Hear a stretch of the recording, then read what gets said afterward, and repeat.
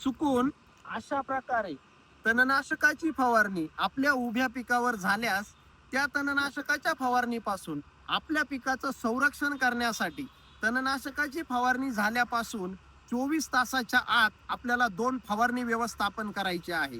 ज्यामध्ये पहिल्या फवारणी व्यवस्थापनामध्ये 15 लिटरच्या पंपासाठी 200 ग्रॅम गूळ आणि 250 ml ताक याप्रमाणे आपल्याला वापर करायचा आहे. आणि दुसऱ्या फवारणी व्यवस्थापनामध्ये जीवाग्रो कंपनीचं रॅपिग्रो नावाच्या औषधाचा 2 मिली प्रति लिटर याप्रमाणे फवारणीसाठी आपल्याला वापर करायचा आहे. तणनाशक फवारणीपासून 24 तासाच्या आत या 2 फवारण्या झाल्यानंतर पिकामध्ये आलेल्या तणनाशकाच्या फवारणीमुळे पिकामध्ये आलेले तणनाशकाचे सर्व अंश हे न्यूट्रल होणार आहे, म्हणजे संपून जाणार आहे. आणि त्यामुळे तणनाशक फवारणीपासून आपल्या पिकाचं कायमस्वरूपी संरक्षण होणार आहे.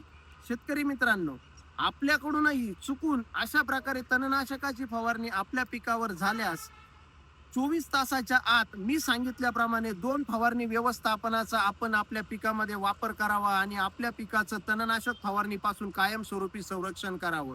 मित्रांनो, माहिती आवडली असेल तर लाईक करा, फॉलो करा आणि शेअर करा. धन्यवाद.